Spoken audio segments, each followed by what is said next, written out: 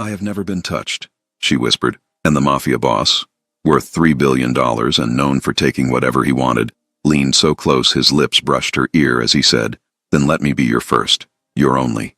Let me teach you exactly how much pleasure that innocent body of yours is capable of feeling. We'll start slow, but by the time I'm done with you, you'll beg me never to stop." My name is Celeste Moreau, and 24 hours ago I was a ballet instructor earning a pathetic $42,000 a year teaching privileged children how to point their toes. Now I was sitting in a penthouse office that took up the entire top floor of a building purchased for $60 million cash, across from Ezra Kane, the most dangerous man in the city, trying to negotiate for my brother's life with the only thing I had to offer.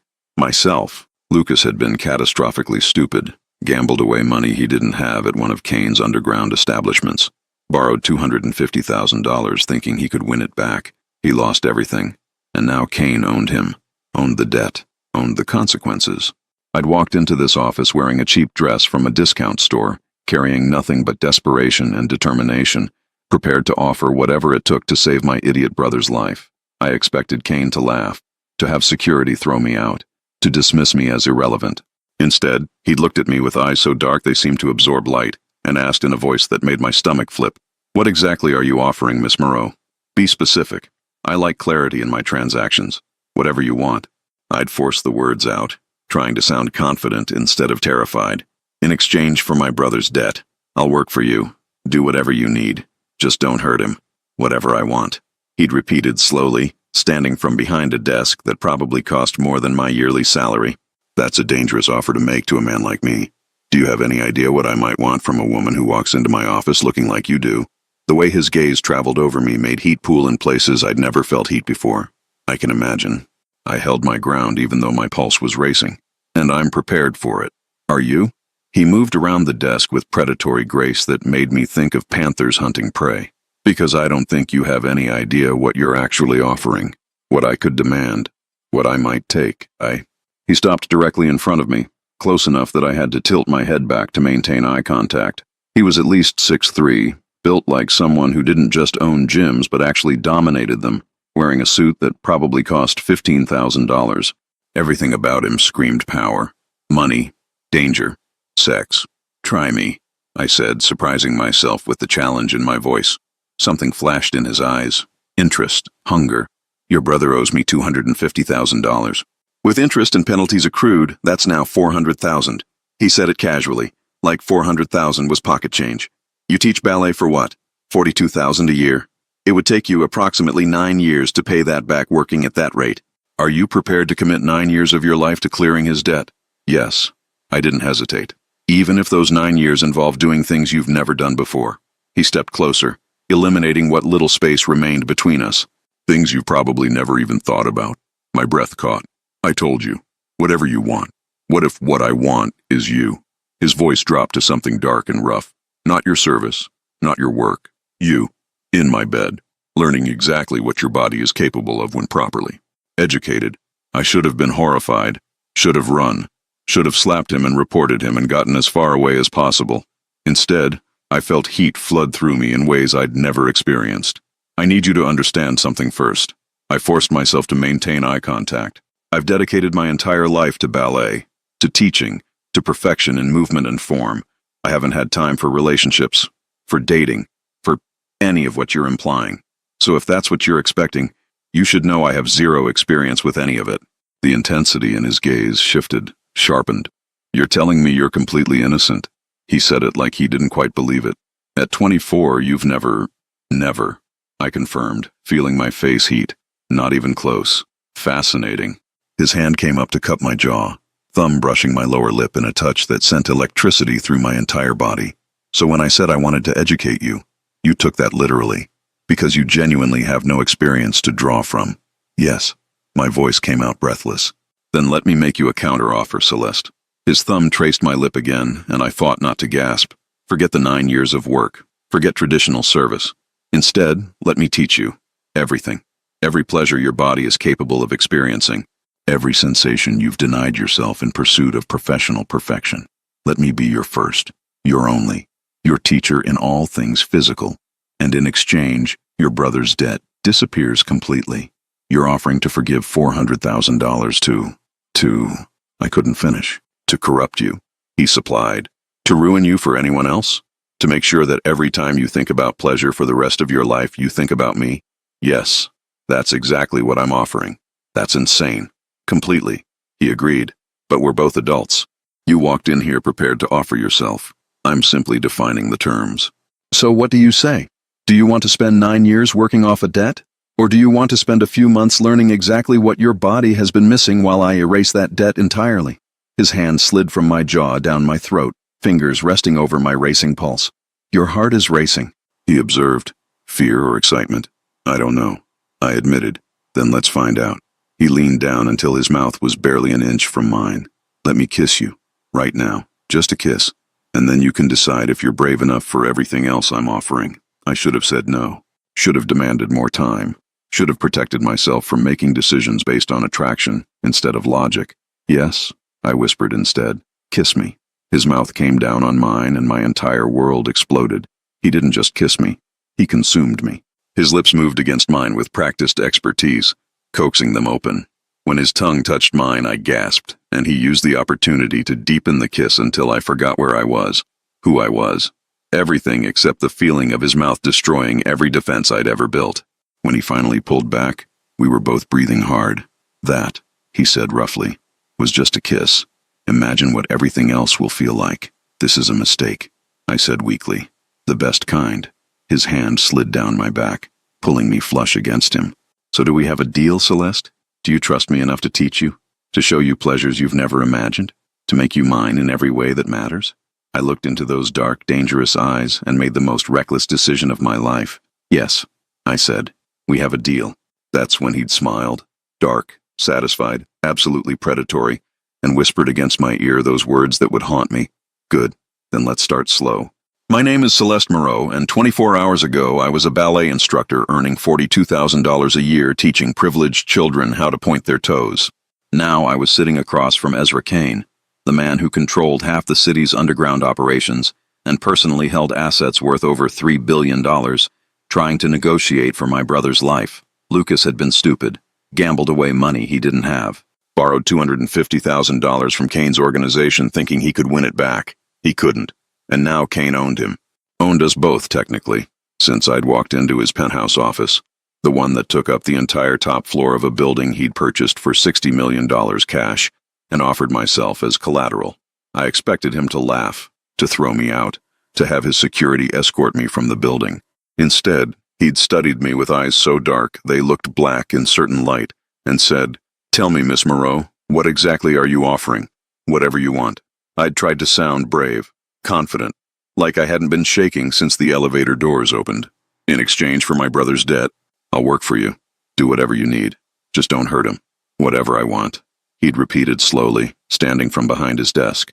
That's a dangerous offer to make to a man like me. He moved around the desk with predatory grace, and I forced myself not to retreat. He was taller than I expected, at least 6'3", and built like someone who didn't just pay for gym memberships but actually used them. The suit he wore probably cost more than I made in 6 months. Everything about him screamed power, money, danger. I'm serious. I held his gaze even though my heart was racing. Name your terms. My terms. He stopped directly in front of me, close enough that I could smell his cologne. Something dark and expensive that probably cost $500 an ounce. Your brother owes me $250,000. With interest and penalties, that's now $400,000. You're a ballet instructor. How exactly do you plan to pay that back? I'll find a way. Work it off, however long it takes. It would take you approximately 9 years. He said it like he'd already calculated. Working for me at a rate of $45,000 annually.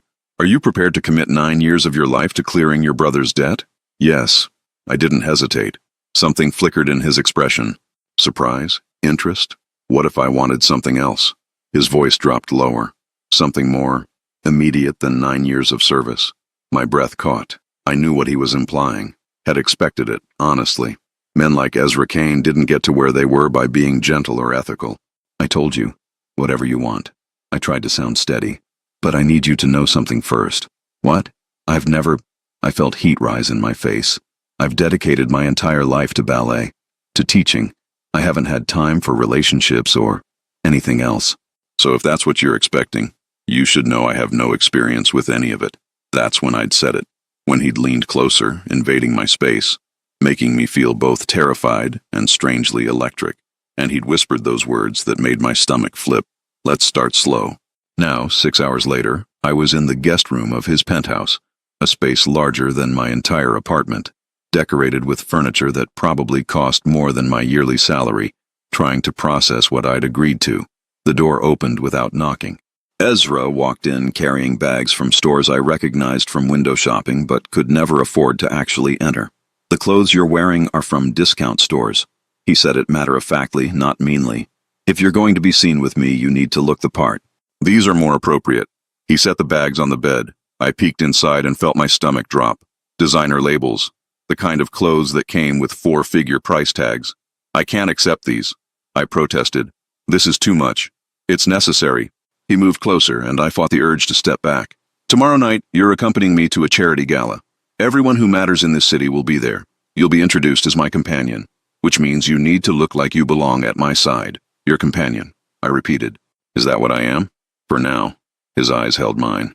Until I decide what else you might be. The way he said it made heat pool low in my stomach. This was insane. I was insane for agreeing to any of this.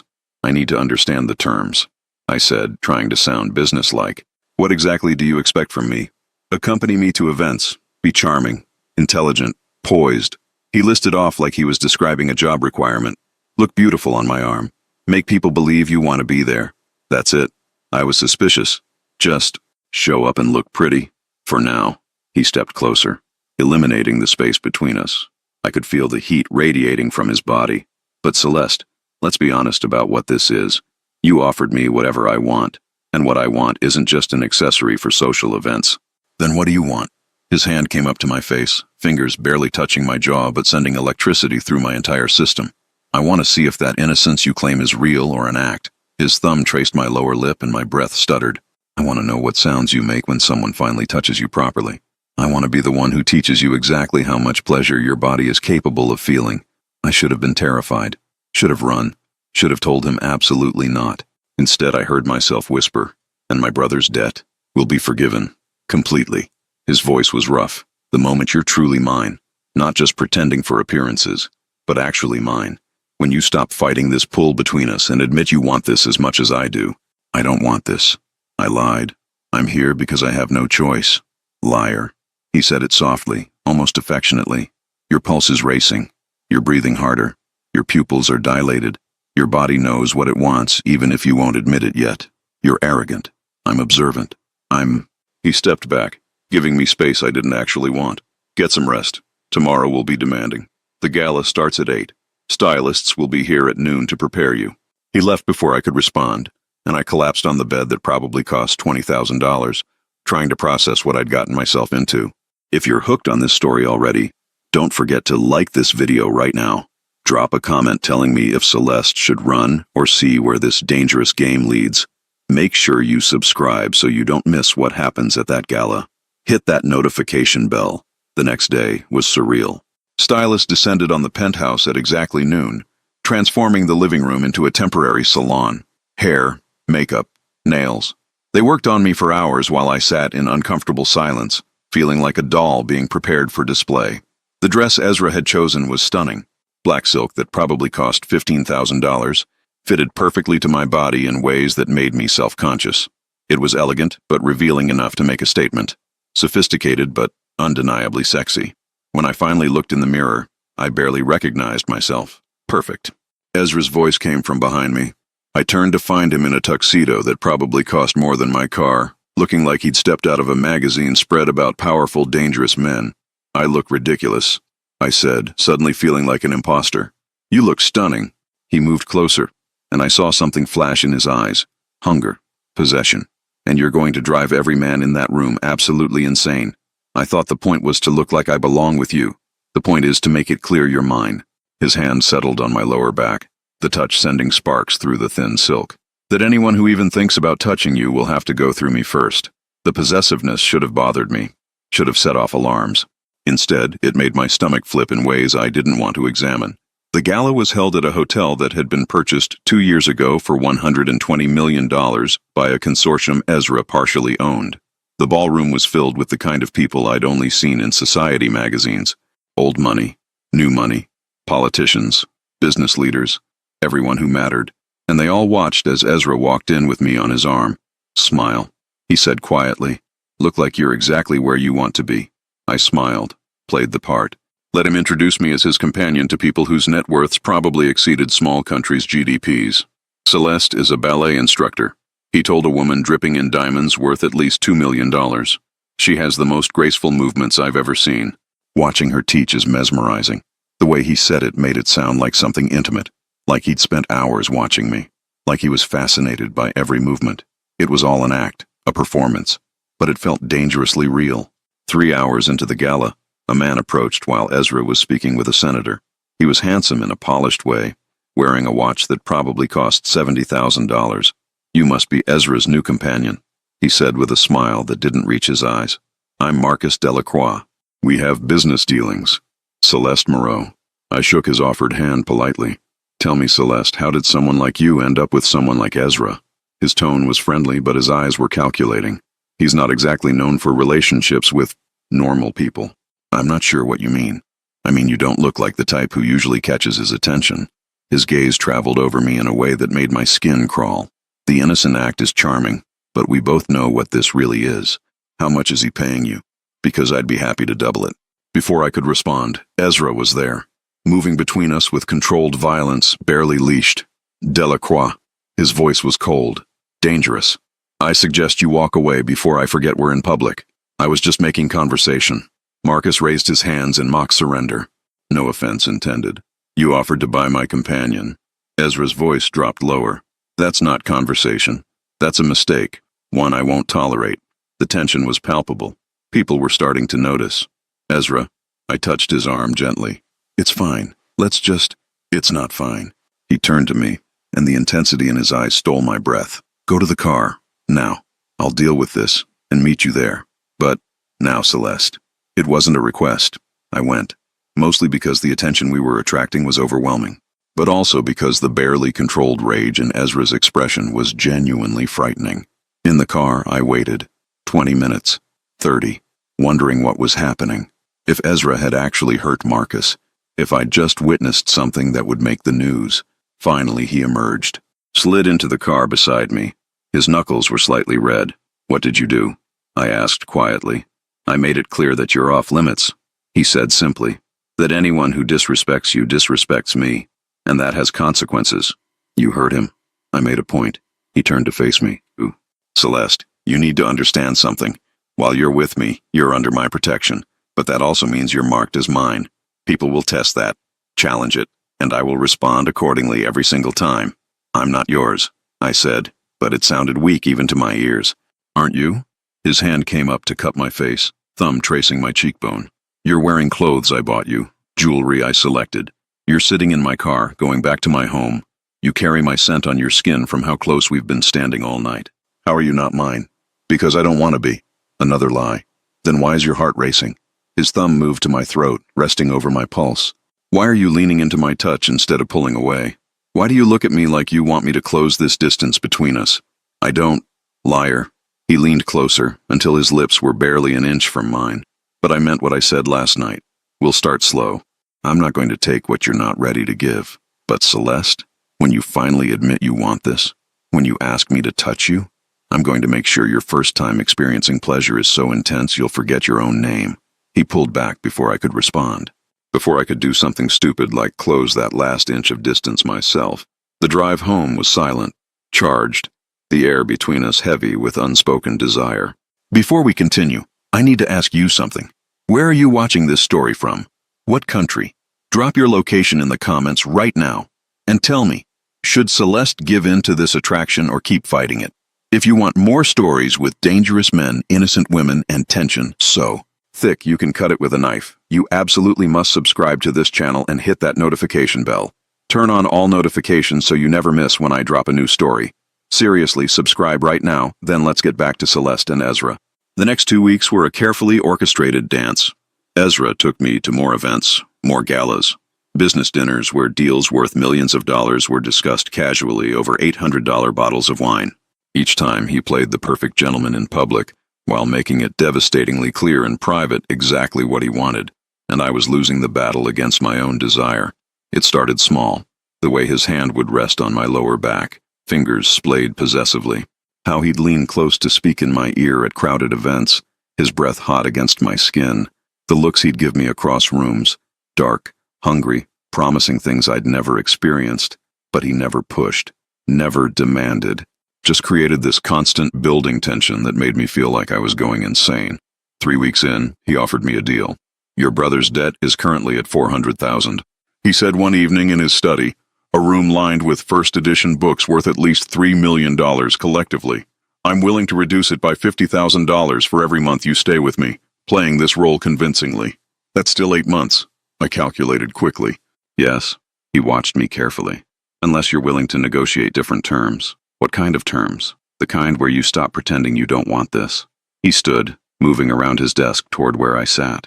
Where you admit that every time I touch you, you want more. That you lie awake in that guest room thinking about what it would feel like if I walked through that door and finally gave you what your body is begging for. My breath caught, because he was right. I had been lying awake, imagining, wanting. I don't know what I want, I admitted quietly. Yes, you do. He leaned against the desk in front of me. You're just scared, which is understandable. This is all new to you, so I'm going to make you an offer. What offer? Let me teach you. His voice was low, hypnotic, not everything at once, but slowly. Let me show you what pleasure feels like, how your body responds to touch, what you like and don't like, and for every lesson, I'll reduce your brother's debt by $100,000. I couldn't believe what he was suggesting. You're offering to pay $400,000 to touch me. I'm offering to invest $400,000 in your education, he corrected. There's a difference. I'm not buying you, Celeste. I'm offering you an exchange, knowledge and experience for debt forgiveness. You maintain complete control. You say stop, we stop. No questions, no penalties. Why? I asked. Why would you offer something so generous? Because watching you discover pleasure will be worth every penny, he said simply. Because I want to be the one who teaches you. Because the idea of anyone else touching you makes me want to commit violence. And because despite what you think of me, I'm not interested in forcing anyone into anything. I want you willing, eager, begging for it. The image his words created made heat flood through me. This is insane. Completely, he agreed. But we're both adults, both capable of making choices. So what do you say, Celeste? Do we continue this dance for 8 more months? Or do we accelerate things in a way that benefits us both? I should have said no. Should have stuck to the original arrangement. Should have protected myself from falling deeper into whatever this was. One lesson, I heard myself say. We try one lesson, and if I don't like it, we go back to the original plan. No pressure, no judgment. Deal. He extended his hand. I shook it, and the moment our skin connected, electricity shot through me. When?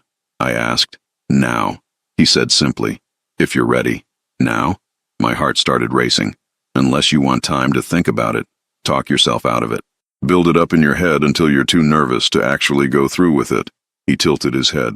I find it's better to start before fear has time to take root. What exactly is this first lesson? Kissing. He said it like it was obvious. You've never been properly kissed. Never experienced what it feels like when someone takes their time, pays attention to your responses, makes it an art form instead of just a means to an end. I've been kissed before. I protested weakly. No. He stood, pulling me up with him. You've had boys press their mouths against yours sloppily and call it kissing. That's not what I'm talking about.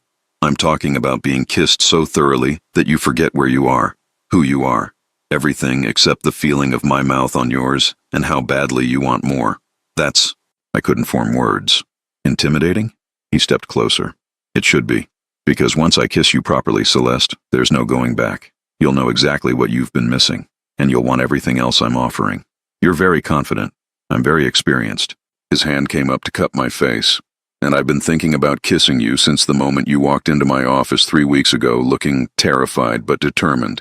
I've imagined it, planned it, fantasized about every single detail. So yes, I'm confident it will be everything I'm promising. Then why are you still talking about it instead of doing it? Something flashed in his eyes. Approval. Hunger. Because I wanted to make sure you're certain. His other hand settled on my waist.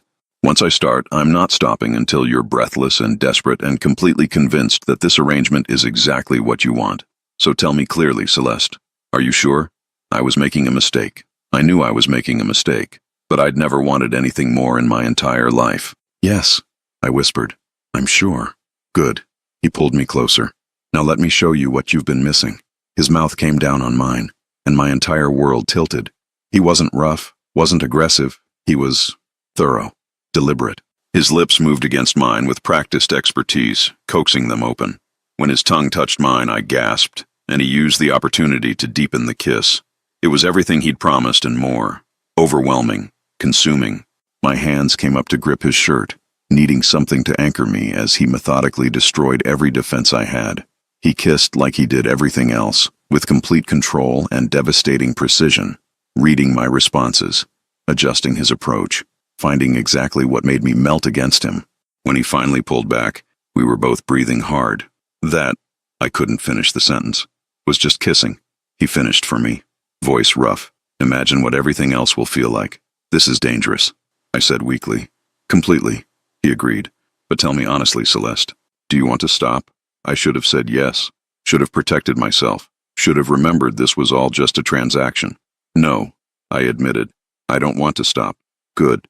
He kissed me again, and I lost myself completely. Days later, I woke up thinking about that kiss, and the ones that followed, and the way Ezra had finally pulled back with obvious reluctance and said, "That's enough for tonight. We're starting slow, remember?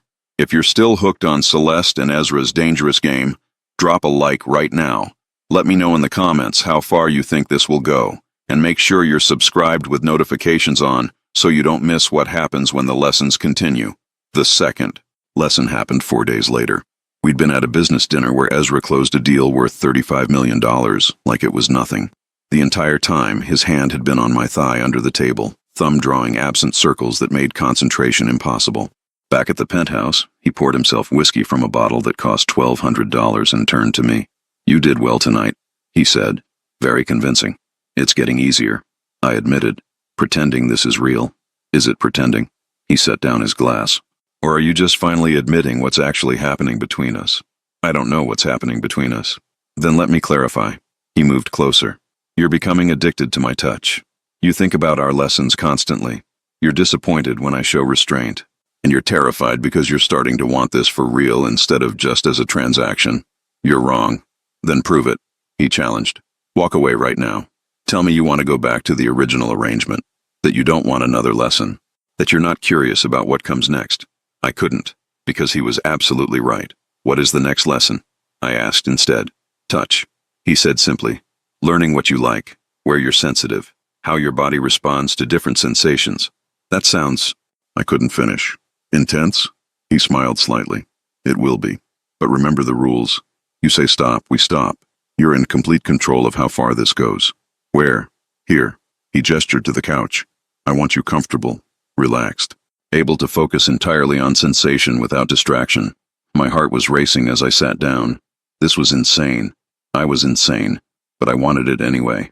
Ezra sat beside me, close enough that I could feel his heat. "Close your eyes," he said softly, "and just feel." I closed them, felt his fingers trace my jawline, down my throat, across my collarbone. Every touch was deliberate, measured, designed to build sensation without overwhelming.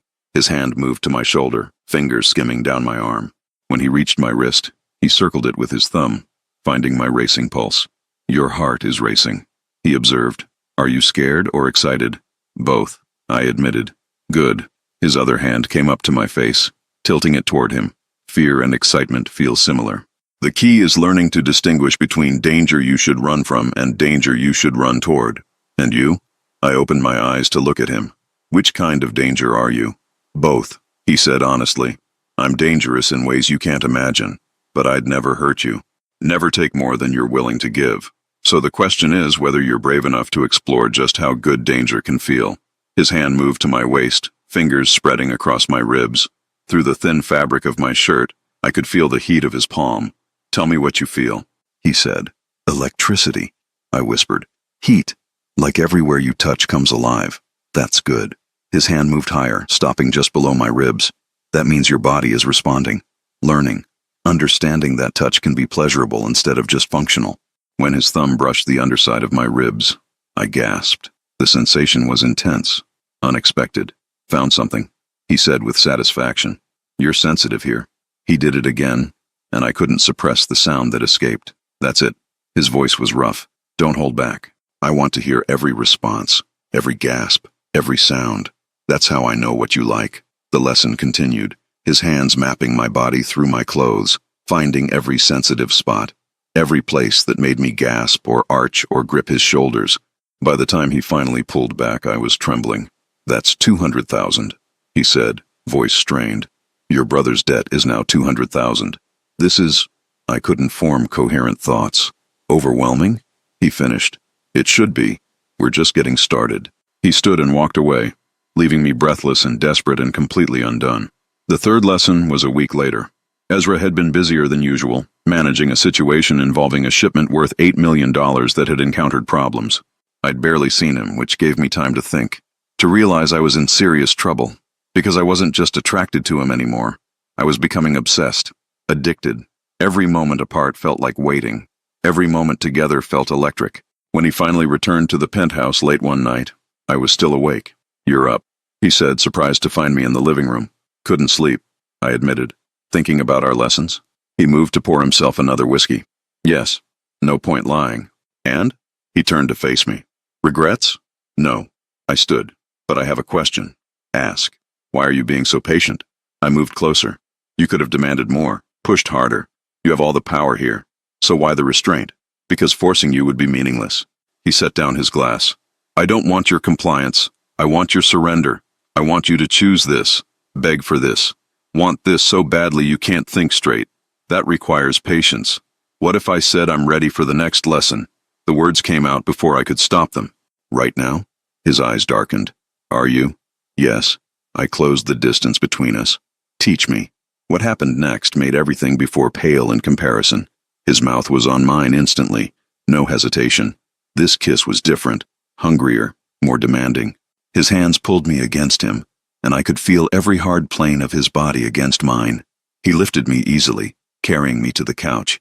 When he laid me down, his body covered mine, and the weight of him made me feel both trapped and safe. This lesson, he said against my mouth, is about learning that pleasure can coexist with intensity, that being overwhelmed isn't the same as being uncomfortable, that you can handle more than you think you can. His mouth moved to my throat and I arched into him. This was so far beyond anything I'd experienced. So overwhelming. So perfect. Ezra. I gasped when his hand slid under my shirt, palm hot against my skin. Tell me to stop. He pulled back to look at me. Right now. Tell me to stop and we will. Don't stop, I said instead. Don't you dare stop. He smiled. Dark, satisfied, dangerous. Then hold on. The lesson that night pushed every boundary I had. His hands, his mouth, the weight of him above me. He was careful, controlled, but also thorough and demanding and absolutely devastating. By the time he finally pulled back, I was shaking, overwhelmed, completely undone. That's 300,000, he said, voice rough. 100,000 left. I don't care about the debt anymore. I admitted. I just want you. I know. He kissed me gently. But we're doing this my way. Slow, deliberate, perfect. So that when we finally reach that last lesson, you'll be absolutely certain it's what you want. The final lesson came 3 weeks later.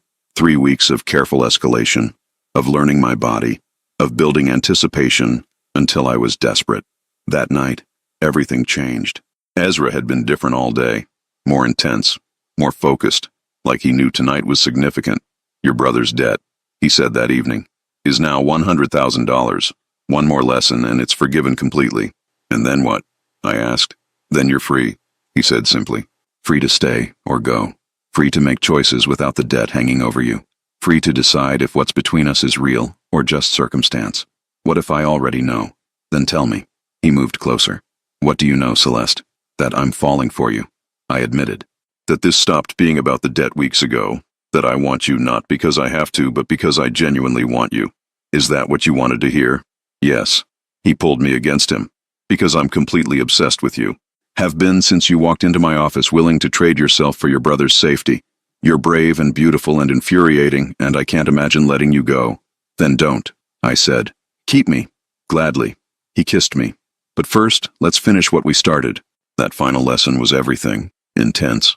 Overwhelming. Perfect. He was patient and demanding and absolutely devastating.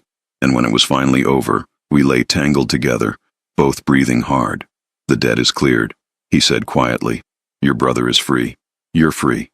I don't want to be free, I said. I want to be yours. You already are. He kissed me. You have been since the moment you agreed to this insane arrangement. Later, much later, as we lay together in the early morning light streaming through windows overlooking a city he partially owned, I realized something. You were never going to hurt my brother, I said quietly. Were you? This whole thing was just a way to keep me close. No, he said honestly. I was absolutely going to make him pay. But then you walked in, offered yourself, and I saw an opportunity, a chance to have something I wanted more than money, more than power, more than anything. That's manipulative. Completely, he agreed. But tell me you regret it. I couldn't. Because despite everything, the manipulation, the power imbalance, the absolute insanity of this situation, I'd never been happier. What happens now? I asked. Now I make you fall so completely in love with me that you never even think about leaving. He said it matter-of-factly. And I start the process of becoming someone worthy of that love, someone better, someone who doesn't just take what he wants but actually deserves what he has. You're talking about going legitimate? I'm talking about transformation. He pulled me closer. For you. Because you make me want to be better than what I was raised to be. Make me believe I can be someone who builds instead of just takes. That's going to be complicated. Extremely. He agreed. But I'm a man with $3 billion in assets and absolute determination. I can accomplish anything I set my mind to, including becoming someone you can actually build a life with instead of just have an affair with. I'm already building a life with you. Then let me make it a life you can be proud of. He kissed me. Give me time to transform, to get out of the worst of what I do, to become legitimate, and I'll give you everything. My heart, my fortune, my complete devotion, all of it. How long? 2 years, he said. Give me 2 years to completely transition, to build something clean, to become someone your family could actually meet without you having to lie about what I do. And until then, you're mine. I'm yours. And we figure out how to make this work, he said simply. Together. Over the next 2 years, I watched Ezra systematically dismantle his criminal empire and rebuild something legitimate. It wasn't easy. There were setbacks, complications, people who resisted the changes he was making. But through it all, he was relentless. He sold off illegal operations for a total of $700 million, reinvesting that money into legitimate businesses. Real estate worth over $2 billion. Tech startups that became worth another $1 billion. A venture capital firm that managed $10 billion in client assets. By the end of 2 years, Ezra Kane was completely clean. His $3 billion fortune had grown to over $5 billion, all of it from legitimate sources. He'd become exactly who he'd promised to become. Someone who built instead of destroyed. Someone who helped instead of hurt. Someone who used his intelligence and resources for good instead of just profit. And I'd been there for every moment, supporting him, challenging him, loving him through every difficult choice and painful sacrifice. The proposal came on a Tuesday evening. We were in the penthouse, now valued at $90 million after extensive renovations, looking out at a city where Ezra had gone from feared to respected. Marry me, he said simply, pulling out a ring with a flawless 5-carat diamond worth $500,000, not because of any debt, not because of any arrangement, but because I love you completely and can't imagine my life without you. Because you made me believe I could be someone better. Because you're the best thing that ever happened to me. Yes, I didn't hesitate. 1,000 times yes. We got married 6 months later. A wedding that cost $3 million but felt intimate despite the 300 guests. A celebration of not just our love, but his complete transformation from dangerous criminal to legitimate businessman. The Ezra Kane Foundation, established with an initial endowment of $500 million, became his new focus. Helping people escape dangerous situations, providing resources for those trying to rebuild their lives, making real differences in communities that needed support. 5 years after I'd walked into his office, desperate and terrified, we stood together at the Foundation's annual gala, the same ballroom where he'd once threatened Marcus Delacroix for disrespecting me. But now it was filled with people celebrating genuine good work instead of criminal power.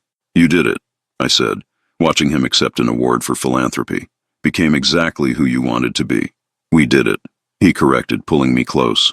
You made me believe change was possible, made me want to be worthy of you, made me brave enough to actually transform instead of just talking about it. I'm so proud of you.